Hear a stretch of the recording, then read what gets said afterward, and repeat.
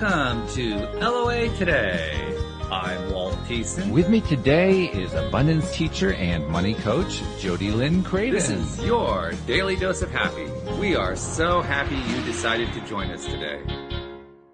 Our special guest today had to beg off at the last minute. She has some personal issues that kind of cropped up on her by surprise, so we'll have her back another time. But Jody Lynn, as usual, that means that you and I just get to chat about stuff, which is fun. That's right. Yeah, that's good stuff. Yeah, absolutely. We always have a good time here. We do. We have a lot of good time, and listeners apparently have a good time too because they keep coming back, so they must like something about it, I tell you. That's right. Yeah. So anyway, I had a guest on yesterday who was really interesting. His name was David Miney. And he's interesting for a number of reasons. First of all, when it comes to health issues, this guy has been through it. I mean, he's had health issues I hadn't even heard of. I mean, Wow. and really, really rough. He's had Crohn's disease. He's had cancer. He's had like stuff that like I said, stuff I didn't even know what it was. He's had all these different things and it lasted, it's been like a continuous thing that went on for like 20, 30 years of his life. And then he started, through a series of accidents really, because he was definitely following medical advice every step of the way. And then he encountered some results that were kind of off kilter and got some doctors who were giving him some off kilter answers. And that kind of got him on a road of exploring alternatives to the point where he actually has, adopted for himself some healing modalities that by many measures are considered controversial. And actually anything that falls into the alternative healing space falls into that category because there are going to be mainstreamers who just say, well, that's a bunch of rubbish. And so that makes it controversial right there. But, right. Yeah, but that's just part of the lay of the land. What was really interesting to me about our conversation yesterday was that we ended up exploring the relationship between the human mind, human mindset, and scientific evidence. And the reason that's so interesting is most often when like one person says, well, I believe that X is really helpful because I've seen these studies that say so.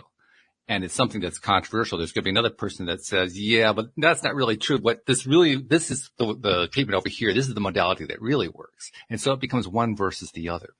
Mm-hmm. And the moment that anyone suggests that one of those might not be optimal is the moment that that person starts to get defensive about it. Mm-hmm. And I kept thinking, how do I turn that around? Because I knew deep down that it really comes down to what do you think about it? I mean, your perception. That's right. That's right. We're all very heavily oriented toward scientific research. I mean, that's kind of drilled into, certainly in Western societies, I think pretty much almost all the way around the world. There are going to be perhaps certain areas that don't quite have the same degree of inculcation, shall we call it, that we have here in the West. But nevertheless, scientific research, scientific data, scientific evidence drives an awful lot of public perception, people's perception. Absolutely. And just a thought on that. Yeah. That's also flawed because, there's no money in, this plant that you can grow at home that nobody has a patent on could cure blah, blah, blah. There's not even the research or the data to back it up, and they won't do it because they're not going to make any money off of it. Right. So it's a flawed system in that way too. It is. That's true. It's very true. I mean, the whole system is geared toward pharmaceuticals. That's really where, find a drug and prescribe it. That's the whole trick. Yeah. That's what all the medical school is for. No, not really. But that's kind of what it adds up to. Yeah. Absolutely. Yeah. And I love the perspective that you're taking on this, that it is about your perspective. Something landed last week for me actually during our podcast. And I was trying to put it together. Yeah. I was listening to this gentleman just before, like a couple of days before the podcast. And then it was something that our guest said that everything just bam, clicked in a new way. And so the idea that I was, not even looking into, just kind of stumbled upon a TikTok and was like, oh, that's interesting. Was prefaced by this: we create our reality. And what does that mean in terms of the vibrational world and the experience that we're having? So this gentleman, and I apologize because I do not remember his name. He was in a really bad car accident. Ooh. Was in a coma, and when he awoke from his coma, he was a savant.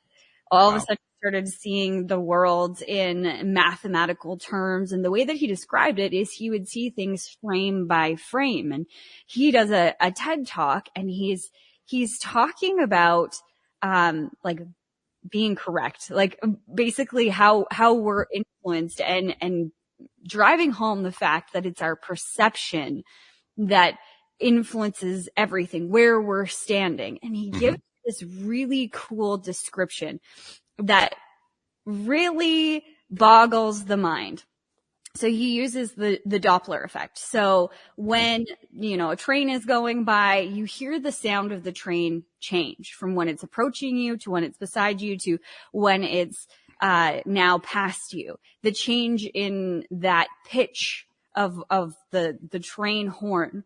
But the reality is that the train horn has not changed. Right. It's you in relation to the train horn or the car that's passing by that has changed. So he puts one person on one end of the spectrum and one person on the other end, like as if it's a piece of paper, and the car in the middle. And what he brings forward is that the person that is standing behind the car is hearing the car like this. And he does the sound, and I'm not going to repeat it. But then the person in front of the car is hearing something completely different. Higher pitch. And then the person in the car is also experiencing a different sound. Right. And the question that he posed is, who is absolutely correct? Yeah. All of them and none of them all at the same time. They're just experiences not realized by you in this moment. And I think that directly relates to what we're talking about. Your perspective on how this treatment is going to work is directly impacting the benefit, the use, everything that's going into it. And there is no right and there is no wrong. It's you that determines the perspective. That's true. Yeah, absolutely true. Now, I'll also tie you into something that happened, because you know how it is. After we do a show, we often have conversations after the show, after show conversations. Yeah. Right? After show talks. The ones that we often say, gee, we should be recording this because they're often so good. Yeah. But he and I were having a conversation afterward. And during that conversation, I suggested something to him because he had made reference numerous times to scientific proof backing the various things that he was in favor of doing. And I pointed out to him that really in science, there's no such thing as proof, because science doesn't engage in proof. Mathematics engages in proof. The courts engage in proof. Science has no proof. Science is about evidence. It's about collecting evidence and then interpreting it, creating a theory, testing your theory, see how it works out, and then adjust your theory and get some new evidence. That's the cycle of the scientific method. There's no proving involved, which is kind of an important point, because so many people say, in defense of whatever it is that they found, and there's nothing wrong with what they found, don't get me wrong. It's just that they keep saying, well, it's scientifically proven. Well, no, it's not. There's no such thing as scientific proof. And it's important to remember that, because that's a way we can remember that we all have those different perspectives. Yeah. And that they're not right or wrong or anything like that. And I think that's a big part of what we're supposed to be learning in this timeline is to, step back, like take the gloves off instead of trying to defend to the death your position. Maybe take the gloves off, take a little water break and listen to what the other person has to say. It doesn't mean you have to accept it. It doesn't mean that you are wrong in the position that you're standing in. However, if you take that step back and you try and put yourself in their shoes or try and see or understand what it is they're saying on the opposite side, maybe it will strengthen your resolve that, this is the direction for you, or maybe it will open you up to something even more beautiful that you never would have thought of before. Yeah, and that's actually the more challenging part, and also simultaneously the more rewarding part. Yeah. That seems counterintuitive.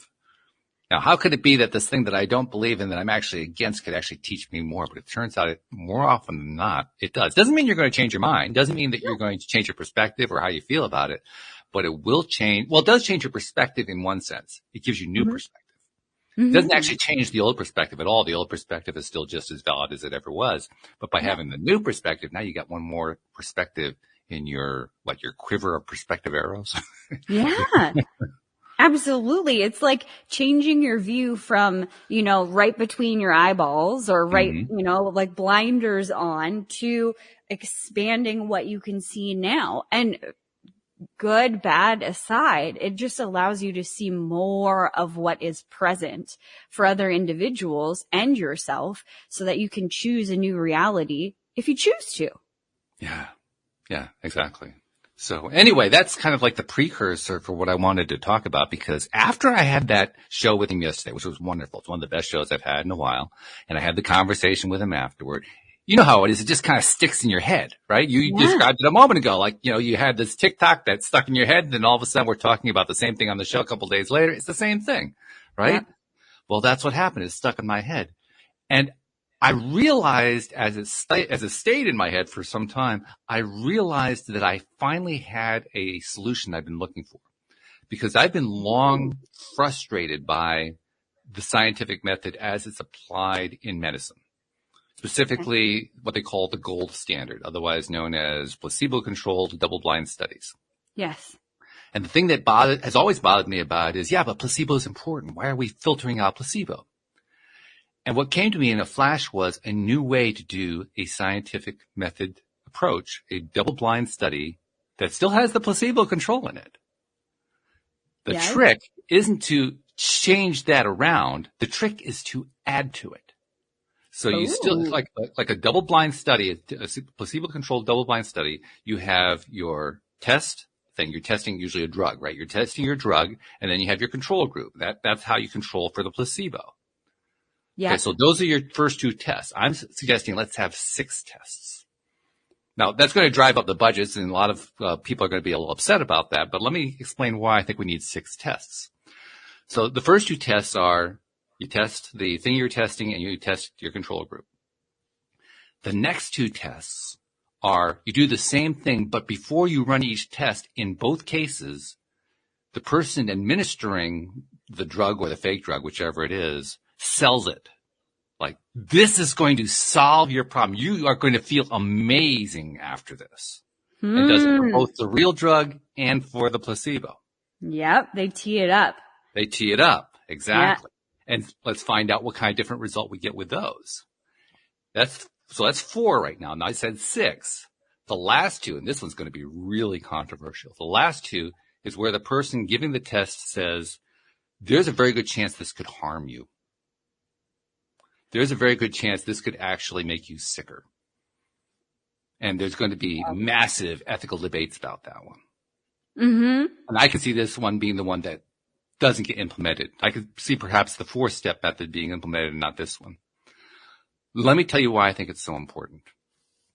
It's because we know already that the placebo, and by say we, I mean all the world, including the scientific community. Yeah. Including the medical community. Everyone knows that placebo and nocebo meaning you're giving a suggestion that actually leads to deterioration of health rather than an increase in health. Yes. So that would be the 6th, the 5th. That would be the 5th and 6th, right? Yeah. Nocebo and placebo are real. And the medical community and the scientific community acknowledge that they're real. How do they acknowledge it? Because they're constantly trying to filter it out. They wouldn't try to filter it out if they didn't think it was real. There'd be no point. Why would we even bother? But they go out of their way to filter it out. That is as close to proof you're going to get in science. That they really do believe it's important. That they believe it's so important you have to remove it from the equation. That's why they end up with the way that they do a study. Well, if nocebo is really that important, shouldn't we be testing for it? Absolutely. And let me take it one more step further, and this is where it's going to get really controversial. What do you think might have happened during the pandemic if we had tested for nocebo? Now, that's going to skew some minds. But I'll tell you honestly, when the pandemic first hit and we were first being told about it, everybody was panicking over, I'm going to get sick, or am I going to get sick? And if I do, what's going to happen? And that wasn't my reaction. I was upset by what was going on too, but my reaction was different. It was, why the hell are they scaring everyone to death? Yeah. So weren't they already using nocebo? They were. Yeah. But they weren't using it to the benefit of our health. No, definitely not. No. And in fact, I had a researcher on, a placebo researcher. I did a special episode with a placebo researcher coming onto the show because I had learned that this person was this was in May of 2020. So it was a couple months into the pandemic. Yeah. And she was going to do research tied to COVID. And I was so excited, like, whoa, this is really important. And she couldn't tell me anything about the research because she was still in the middle of it. I had to wait 9 months to find out what it was. And I was so disappointed when I found out because, like everything else that placebo researchers do, it was about pain relief. In other words, there is no research going on today. And to the best of my knowledge, there is almost no research that has ever been done about placebo or nocebo when it comes to actual changes in disease or health state. It's all been tied to pain relief because the original placebo came along with pain relief. It came along in World War II when they ran out of painkiller. And so the doctors in the trenches, in the MASH hospitals and so forth were saying, okay, we're going to give them a sugar pill and we're going to tell them that it's going to relieve their pain. And it did. And that became the basis for what we understand as placebo. So all research that has proceeded since then has been about pain relief in just about every kind of disease condition you can imagine. Yeah. Quite understandable. But what about the rest? Yeah. If it works for pain, it'll work for other things too. That's right. And so when I found out she was doing yet another pain relief study, I said, oh, God, when are we going to start doing this stuff? We have this thing right in front of us. This is like the perfect opportunity. I was practically tearing my hair out about it. Well, I've since come to terms with, okay, it's going to happen in its own time, but it still makes an interesting question. What's it going to take? Because to me, that's why you have steps 5 and 6 in that 6-step study I was talking about. Yeah. Or at least some variant on it, some way to test. Maybe the way I'm proposing it is a little bit too much for the medical community. Maybe they think that's too threatening, that could actually cause people to die or something like that. I understand that, but they're good at modifying. They're good at coming up with alternative ways of doing it. Just give me a way to include testing the nocebo effect while the test is being done. Yeah. Just give me something along that line. Mm-hmm. Because until we start testing for it, we're going to continue to get what that researcher told me during the interview when I asked her about, well, is there any research being done? And what are your feelings about the fact that the medical authorities have been scaring us into social distancing and wearing masks and all this other stuff?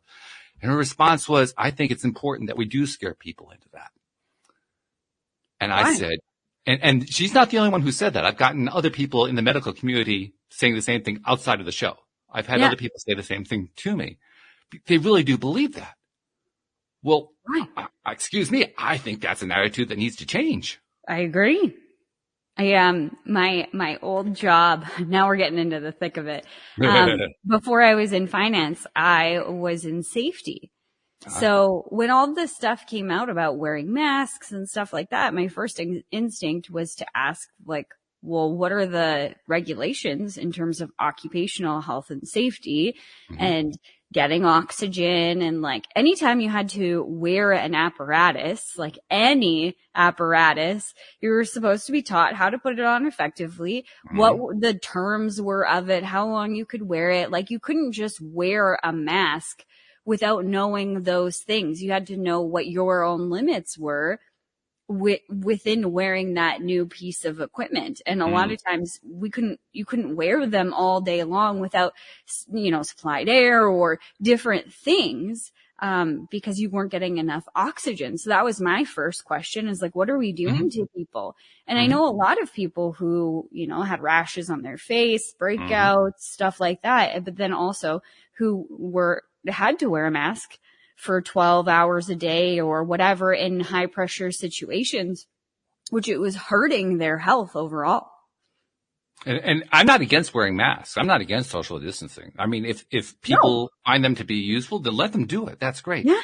To me, that it isn't the question of whether it's social distancing or masks or any of those other things that they were suggesting. It's the scaring part that gets to me. Mm-hmm. Because I know what the nocebo effect does. And if the person who is in medical authority is scaring people, they are setting people up to get sicker. Yeah. Not because of the mask, not because of the social distance, not because of or even on the other side, not because of the vitamin D or the other stuff that, because there's like two sides to this whole thing, right? And they're all pushing their own particular thing. Yeah. It's not the modality. The modality isn't what's in question. What's in question is, how is it being sold? Yeah.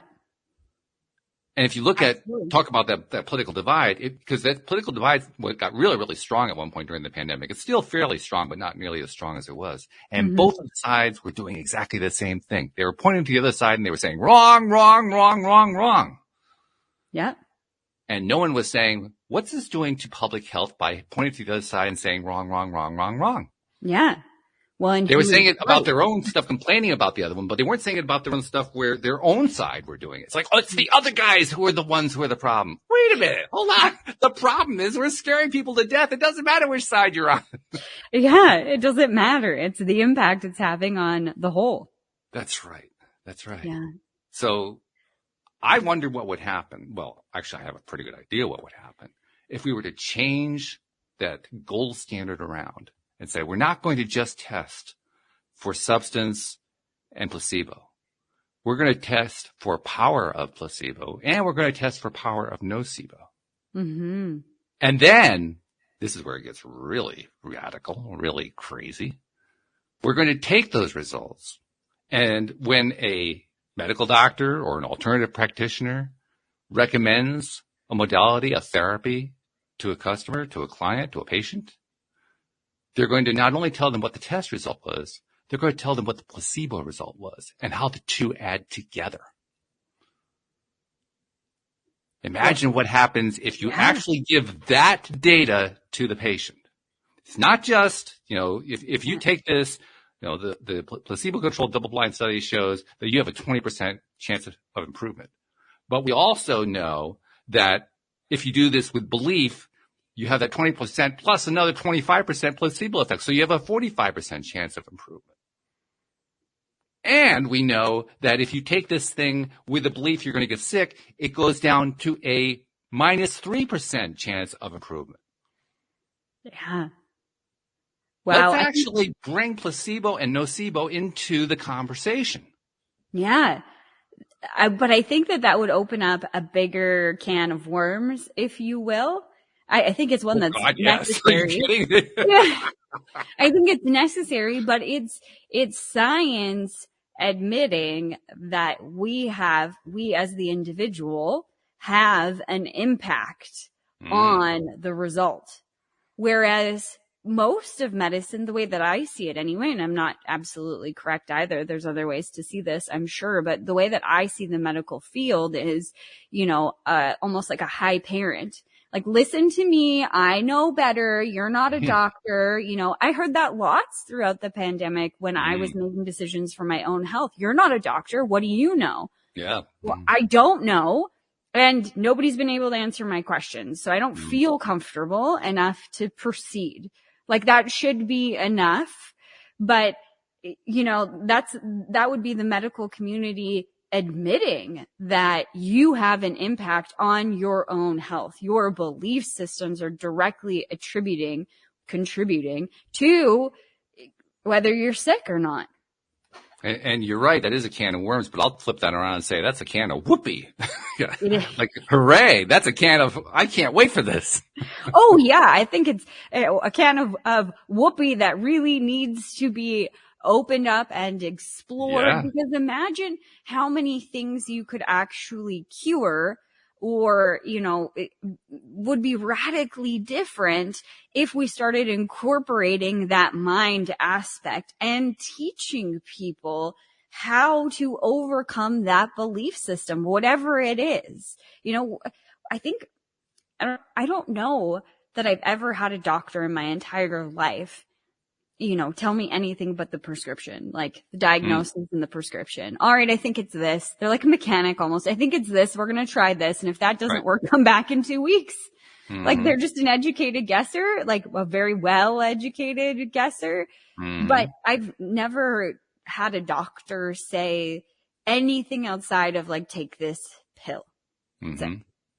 Yeah. And if you push them, of course, with the internet and Google, more and more people are actually self-educating. Yes. Which is proving to be quite a challenge to mainstream medicine. Yes. Because now they're having to justify what it is they're giving as their protocols and often getting challenges from patients in ways that they never even conceived of before. Well, but, and shouldn't they? Sure. Shouldn't we be well enough educated on whatever it is that we're putting into our bodies, not only in terms of medicine, but food? Like anything we're putting in or on our bodies, shouldn't we have a better understanding of how this affects the whole being rather than just this will work? Absolutely. Just trust me. That was something that just frustrated me in the financial industry when I was trying to learn before I entered it. I felt like they would spin me around in circles, like, when you stick your head on the bat and you just spin in circles and then you try and walk straight. I felt like everybody I ever sat down with would spin me in circles and then stop spinning me, say walk forward and sign here, press hard, 3 copies. And I wouldn't understand a thing that happened or what I signed. I just got, pat on the head. Oh, just be a good girl, Jody, and just sign. Yeah. We know what we're doing. And that pissed me off. I don't blame you. And when I started to learn about the financial industry and I entered it part-time and was becoming an advisor and stuff, I really questioned everything that I was learning because it was so simple. The education that I was getting, I was like, oh, okay, these are the vehicles that we can, the vehicle types that we can purchase here in Canada. And these are the vehicle, like the drivers of the vehicles, the actual investments. And really, is it that simple? Are you kidding me that it's that simple? Or it could be boiled down to that spectrum of simplicity so that people could understand and be empowered to make good decisions. And it was. Now, I'm also thinking to myself, and I'm sure you've already done this because I know you, but I'm imagining, well, what if what we've been talking about with placebo, nocebo, and medical treatment, what if we took that same principle and applied it to the financial industry? Oh, yeah. I mean, it's not enough to just say, here's what this financial instrument does, but you also have to tie in, if you believe in it, you tend to get these kinds of results. If you don't believe in it, you tend to get these kinds of results. That's going to freak a lot of economists out. But that's a key piece. I think about that, like what pops into my mind immediately is the emotions. That's more of my coaching practice when it comes to money. But something that I had to overcome was the shame and embarrassment and anger I felt, betrayal that I felt when I went through the foreclosure of my first home. And I remember, speaking of nocebo, I remember working on all of that stuff, doing tons of personal development, forgiving myself for not knowing at that time what I was doing and empowering myself to say, okay, this was the best decision in a crappy situation that I had to make. And it bettered my entire life. Doing this gave me the ability to move forward. It's exactly what was supposed to happen. And so I came to this point of peace. Like, okay, I am at peace with the decision that I made. I see that it was necessary for me to learn and feel that pain and go through that experience. And I'm so much better for it. I'm actually grateful for the experience. And it was a few years after the foreclosure and the consumer proposal and stuff like that. And I was kind of wrapping things up. I had paid off my consumer proposal early and I was really excited about that. And it turned out that I paid one of the creditors too much money. So I was looking for that money back because that money is rightfully mine. Sure. And they're only allowed to get what the contract says. So I needed to get that money back. But to get it back, I had to tell the story. So I used to tell the story, I was in a bad relationship and things went sideways and it was abusive. And, really for me to get out of that, I had to make this, huge decision and then here we are. And I would sing the whole song and dance so people could understand and accept me. And I had come to such peace with this decision that I didn't care what people thought anymore. It's fine. Whatever. It doesn't matter to me. I know the reasons. And if somebody wants to know more, I'm an open book when it comes to my entire life. So ask, but whatever. So I call this bank that owes me money. And all that I say instead of the song and dance, all that I say is, all right, listen, I went through a consumer proposal because of this, this, and this. I ended up paying you guys too much money. I'm looking for said money and I want to know when I can pick up my check. And it was just very matter of fact, no emotion. Yeah. And the lady said to me, did you learn your lesson? Did she really say that? Yeah, she did.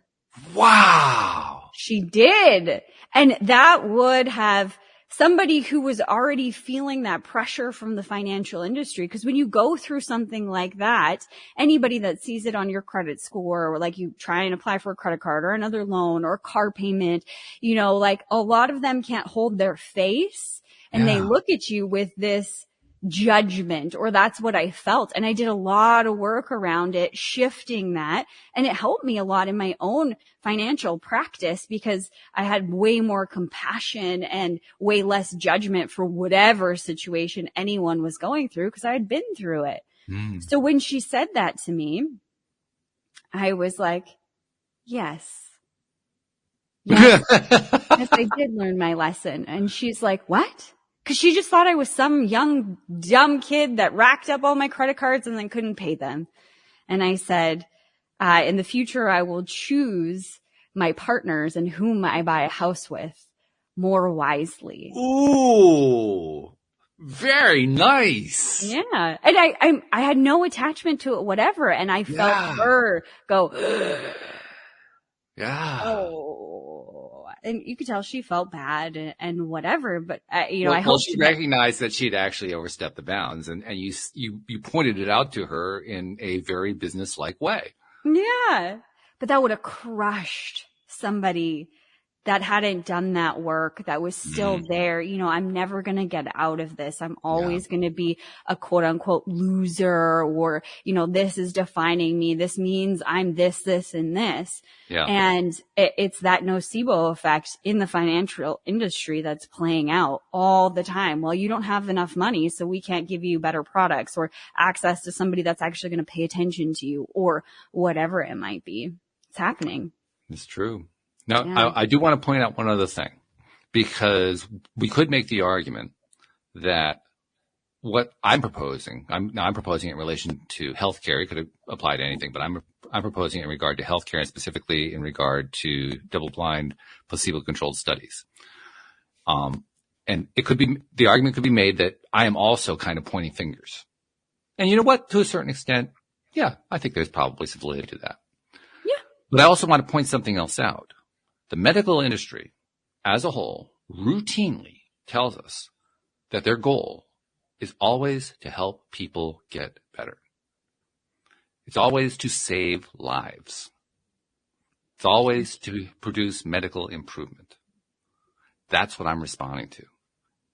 That's what my proposal is aimed at. It's aimed at exactly that. So if I'm getting resistance on what I'm saying, then my question for the person who's resisting me is, oh, weren't we committed to trying to save lives, to try to improve the general health and well-being of the patient? I thought that's what the goal was. Yeah. So yeah, there's a judgment there, but it's a judgment that's societally embraced. Mm-hmm. Absolutely. I think you hit the head on the nail. I mean, our values are supposed to be set in terms like the medical community. That would be their underlying value or mission statement, if you will, is to help people get better, to be healthier, to live a healthier life. And when you said that, you know, the first thought that came through my mind was, in what world? In what country does that happen? You know, like, and I'm not saying doctors are bad. I mean, I wanted to be a doctor at one point. I wanted to be a nurse at one point. You know, I have friends that are doctors and stuff like that. I don't think it's a conscious thing, but it's like every industry. You get into the industry and there's a set practice of the way that things work. And even in life, I've been talking a lot about in society, in the society that we live in, we're chasing all of these things. But why? I want more money. Why? And a lot of people can't answer that question. Well, I want another car and I want a better house and I want this. Why? What is the reason that you want that? And most people don't have an answer outside of, well, I just, I think it'd be cool, or, maybe something deeper is like, I want to have a better car than my neighbor, or whatever it is. But we just get stuck in this hamster wheel of what was and what is, almost socially acceptable and what is not. Even in the medical community, you see that, herbal medicine is less acceptable. There's some doctors that are starting to open up to the options and possibilities, but what a cool world it would be if you went into your doctor and said, hey, I've started looking at this herbal remedy and this one and this one and this one. And, I'm not really sure what to do. Okay, well, let's test some things out, or even simpler. My dad has been doing tons of like qigong and health stuff and, lowering his blood pressure. And he says to his doctor, I want to come off my blood pressure pills. And the doctor says, well, no, once you go on them, you're like on them for life. And he said, no, not me, man. Not me. I'm going to go off them. So you're going to help me do it. And that doctor said, yeah, okay, I will watch you. And these are the things that we need to work on and whatever. Started working with him because my dad's an old redneck and he's not taking no for an answer. So the guy either works with him or fires him as his patient. But I think a lot less people in the medical community, from my perspective, are that open. They're more scared that they're going to lose their job because of, if people find alternative ways to do these things, then they're not going to need me. Yeah, that's certainly one of the fears. That's something to remember, that whenever we're talking about medical practitioners or scientific practitioners, we are talking about human beings. Yeah. And they are just as human as the rest of us, and they're going to have the same kinds of strengths and weaknesses and glaring omissions and, false steps and everything else, because that's what we human beings do. And as it turns out, even the false steps aren't really false. It's just, not going in the direction you had in mind. There's actually no such thing as a wrong step. I was listening to a Mike Dooley presentation. He was doing a free 3-day workshop over the last few days. Today was day 2. And he was talking about how you really can't take a false step. It's not possible. Well, first of all, if you do take a false step, it's kind of like a GPS. You get a universal reminder that says, no, turn around and go that way. It's like, you turn now. Turn now. Okay, you turn. But it's not really a false step. It's just you're not going in the direction you had in mind. That's all. Yeah. There's nothing false about it. There's nothing wrong. There's nothing fake. There's nothing, anything like that, because all that is just judgmental stuff. Yeah. We're just judging ourselves based on what we perceive may have been lost because of this step. Yeah, exactly. Yeah. Which possibly nothing. I know I was feeling kind of bad. This was probably 6 months ago. And it was in terms of finances. I noticed that I was beating myself up, and it wasn't really conscious. It was unconscious, these thoughts that were running around. And then I caught them and I saw them and was like, oh, interesting. And it was all around where we're at as a family. Like we should be further along, starting down that path. And I was like, that's really interesting. Where do you think you should be, Jody Lynn? And the answers were fascinating. We should have already built our house and we should have more money in the bank and all of this stuff. Okay. So what is the perception around where you're at right now? I'm running out of time. Is that really true?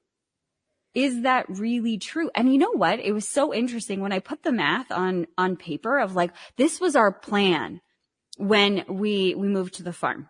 Mm-hmm. We went to the farm. We were going to live in our shop and we were going to save a shit ton of money. That was the plan, right? Okay, well, let's quantify that. How much money? And I figured out how much money per month we had said we were going to save by doing this. Okay. And it came out to, over the last 3 years, it would have been $60,000. Okay. Okay. Oh, $60,000. Like that is, in my perception, that's not a lot. That's not a huge amount of money, and it's not over yet. I've had $40,000 paychecks in one day. So I could do, one and a little bit and of that again, and boom, $60,000. There's lots of possibilities on how that money could come into my life right now and put us ahead, not even on par with where I thought we should be, quote unquote, but further ahead. And when I started to look at it from this perspective, I started to challenge what I thought I lost and the way that I was beating myself up over the last couple of years. Cause I'm grateful for the last couple of years. My husband got laid off. We were still able to sustain our home. We didn't end up losing our home or anything like that. Thank goodness. We lived off of one income. And he was off for 18 months, but I got to spend more time with him. He got to do farming things. There was all of this joy that came out of it, and course correction, if you will. We were going in one direction with our lives, and that break, that time together, gave us the ability to really dive into, what do we want our life to look like when we have kids? What do we want that house to look like? What do we want to do with this giant property that we bought? And really dream about those things. So I gained so much. So I'm choosing to look at all of the gains and the opportunity that is presented to me in this now moment of having even more come to me because of the experience I've had over the last 3 years, instead of beating myself up. And the key point to remember that this is something I want to point out is that you weren't really complaining about the saving, that as if saving were a bad idea. Saving's a great idea. Nothing wrong with saving's a great idea. Yeah. The problem is the should, not the saving. Yeah. That's right. That big whacking stick that we call should. Yeah. Yeah. I mean, we beat the crap out of ourselves with should, and we beat the crap out of others with should. At some point, you'd think we would notice. No. We don't. We're just like, you should have. And then you ask that question of like, well, who says? And for us in that scenario, it was we said. We had made a commitment. Right. Well, but that commitment was based on both of us working and not a global pandemic. Yeah. None of that existed when we made that commitment. Okay. Yes. So do I have room to have compassion, room to maneuver, am I going to give myself any room to have things like that happen? Well, yes, I think I should. And okay, well, those things happened and I can't go back and change them. Can't go back in time and redo them. Maybe I could have saved a little more than I did while my husband was off, but I'm really proud of all the things that we did. So it's like these ideologies that are going against one another. I should have done this. Well, I'm really proud of what we did in that time anyway. So why am I beating myself up? Yes.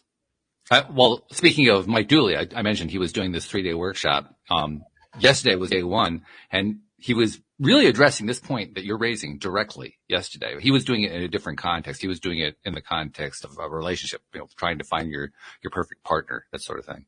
And the point that he was making is you may decide that, if you're, let's say you're a woman and you're looking for a man, and the man has to be just like Bruno. And Bruno is like the perfect guy for you, right? It's got to be Bruno. And the universe is saying, yeah, but there are 38,000 others and many of them are better than Bruno. You say, no, it's got to be Bruno. It's got to be Bruno. You're getting so locked in on it has to be Bruno. Yeah. That you're blocking out all these other possibilities. Do you know that you're blocking out all those possibilities? No, not directly. All you know is you're focused on Bruno. But because you're so locked in, it has to be that thing. That's got to be the result. That's got to be the method. That's how we're going to get there. Then you wonder why Bruno hasn't shown up. Yeah. And then, as time goes on, there's this clock that's in a woman's head of like, I can only have kids for so long. And, before I met Nate, my husband, I was in that headspace of like, oh my gosh, you have to be, dating for a year or two before you ever get engaged. And then you have to take a year to plan a wedding. And like in my mind, I was filtering through the years and like, oh my gosh, if I don't find somebody like last week, then I'm never going to have kids. And I was putting all of this extra pressure around it. And when I really let go of all of that, I asked myself the question, is that absolutely true that you have to be dating somebody for an entire year before you get engaged? No. Is it possible that I could meet somebody, fall in love, and just know that it's the right person sooner than that? Absolutely. Is it possible that, we could plan a wedding in less time than that? Is it possible? And I just kept asking, is it possible? Is that absolutely true? And it was like where we started today with the Doppler conversation. Like all of those realities are unrealized and yet they exist all at the same time. So allowing myself to be open to that. When I met Nate, we were engaged in 8 months and we were married by the 1.4 year mark. Okay. All right. So it was like boom, boom, boom. So it happened a lot faster than what you feared it had to. Yeah, absolutely. Yeah, that's a great point too. I love the question that you ask. And I know you asked this in a lot of different contexts. Is that really true? Yeah. Is that really true? That's a great question to ask ourselves when we're feeling stuck. Mm-hmm. That's probably where you ask it with your clients, isn't it? I mean, I know you do that with your clients, but that's when you ask it, right? When they're feeling stuck. Yeah. For all things, when we're stuck on a perspective, when we're feeling bad or frustrated about something, that's when I bring out that question because we've tied a meaning to it. And the true reality, the abundance that is the universe that we live in is that multiple realities are at play. Multiple possibilities exist, but exactly what you just said, Walt, when you're stuck on Bruno and you have to meet Bruno at, the dance club or whatever, the library or whatever it is that you see leading up to Bruno coming into your life and sweeping you off your feet. Now you're eliminating all the other possibilities that could have occurred for Bruno or someone better to come into your life. And you don't even realize that that's what you're doing because you're so stuck on it has to look like this and it has to be like this. And by the way, even if you are like we are, if you're spiritually advanced and you have become enlightened, and I always kind of get silly about that term, but you've done this work on yourself and you made all this progress. Hey, I got divorced. It's like almost 2 months ago that the divorce took place. So it's been a month and a half that I've been out as a single. And I can't tell you how many times I've had going through my mind, oh my God, I'm a 65-year-old man. What chance do I have of finding somebody? This is ridiculous. Like this stage in life, I can't tell you how many times I've had that thought. Yeah. So it doesn't matter how advanced you are. It's going to happen. Yeah. The question is, how are you going to handle it when it comes along? Mm-hmm. Absolutely. And I would like to volunteer the transparency that not every time it's beautiful and roses and expansive and glorious. Most of the time when I run up against a belief system that is not serving me anymore, it's messy and there's tears and there's frustration and maybe there's some like screaming into a pillow and some burning of things.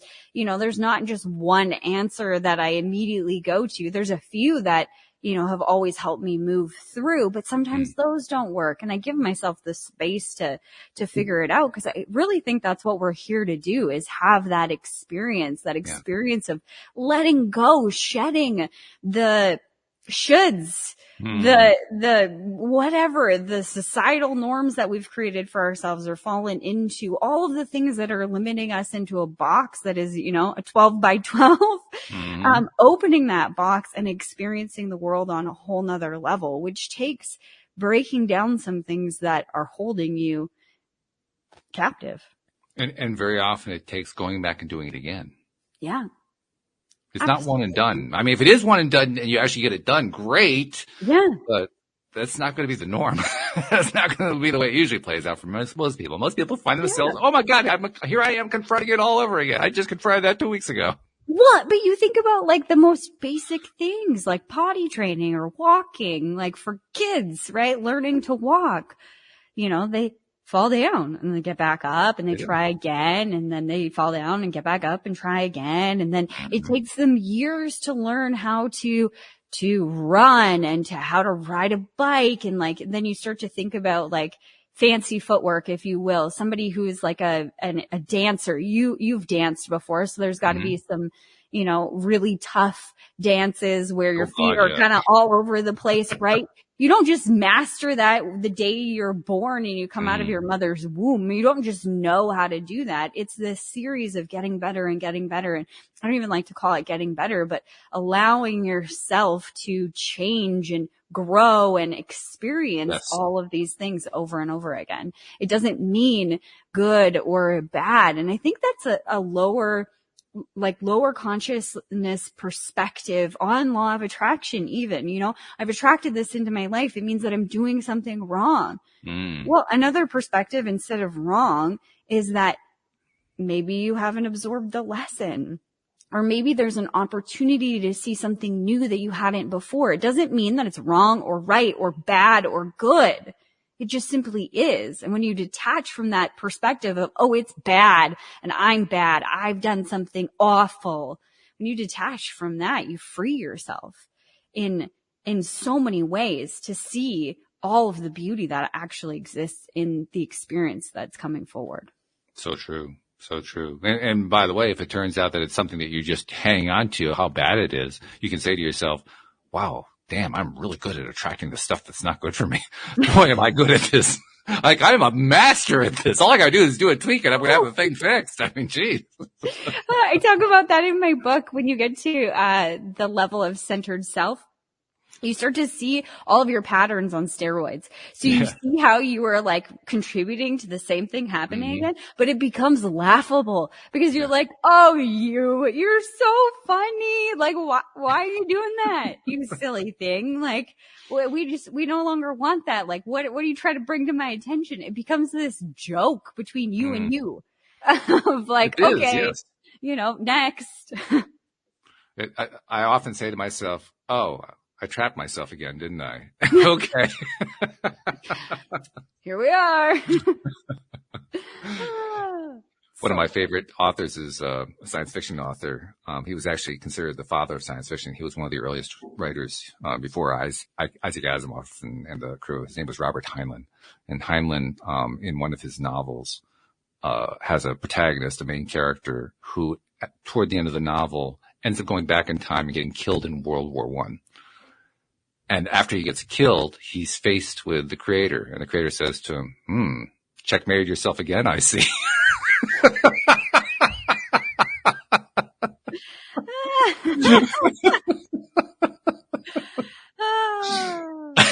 Funny.